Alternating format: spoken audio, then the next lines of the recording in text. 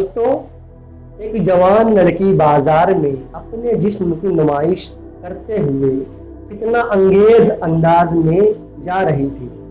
وہاں سے ایک نیک صالح نوجوان کا گزر تھا۔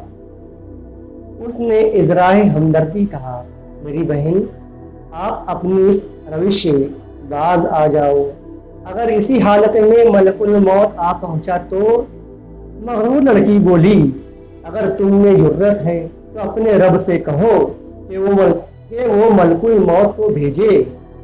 جیسے ہی اس نے یہ کہا، جوان کو ڈر پیدا ہوا کہ لڑکی کی اس ہولناک بات کی وجہ سے کہیں بازار کو ہی نہ ہم پر الٹا دیا جائے۔ وہ ڈرتا ہوا جلدی سے وہاں سے نکل گیا۔ جب وہ بازار کے کنارے پہنچا تو اس نے اپنے پیچھے چیخ و پکار اور آہ و بکا کی آوازیں سنی۔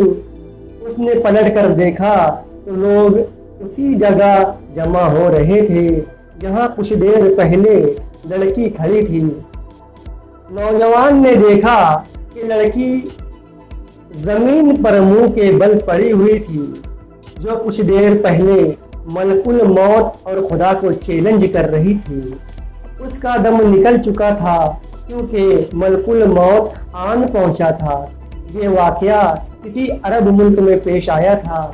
اس واقعہ کو زیادہ عرصہ نہیں گزرا ہے جب یہ واقعہ رونما ہوا تو کئی اخبارات اور جلسوں میں اس کی روداد سنائی دی تھی۔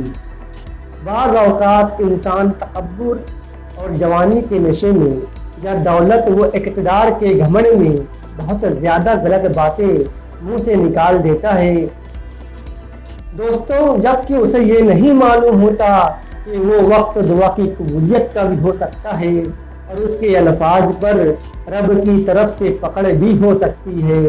اس لیے ہمیشہ اچھی باتیں کہنی چاہیے۔ دعا کی قبولیت کے سنہرے واقعات سے ماخوذ۔